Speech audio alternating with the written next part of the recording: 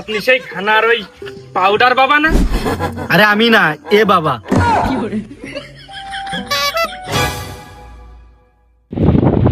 Hello.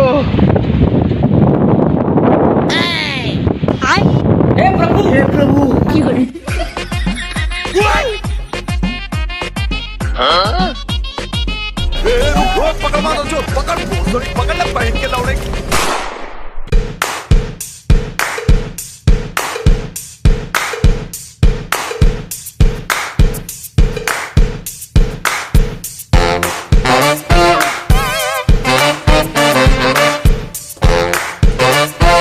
আমি কি করিচ্ছি? শালা কি করেছিস মানে?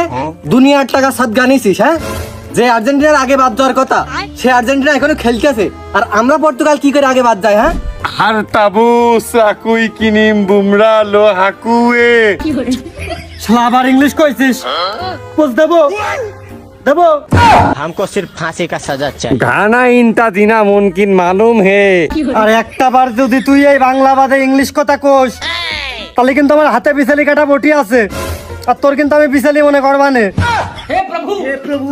ইন্না লিল্লাহ মাফি মুশকিল। আমি কি করিচ্ছি বাবাজি? এত রেগে আছেন কেনে? কি করেছিস মানে? তোর কাজ খাটাতে কলাম মেসি কোনো গোল দিতে পারবে না, এদিকে সেই মেসি দুনিয়ার গোলের বন্যা বইয়ে যাচ্ছে, আর এদিকে এত টাকা পয়সা খরচ করলাম সে ব্রাজিল বাড়ি। দেখেন তো কেমন দুলুক্ষণে কথা বলে। ঘরের ছেলে ঘরে মার কোলে ফিরে গেছে সুস্থ শরীরে, এতে কেউ বেজার হয়?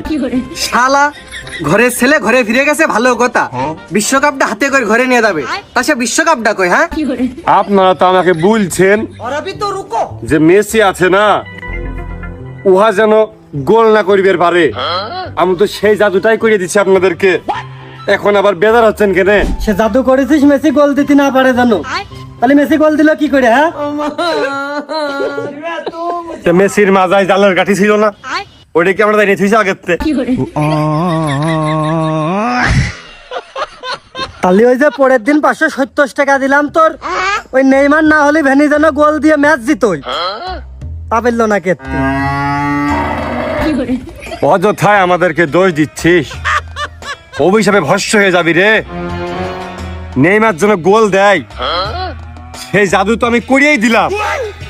এখন যদি কোচ নেইমারকে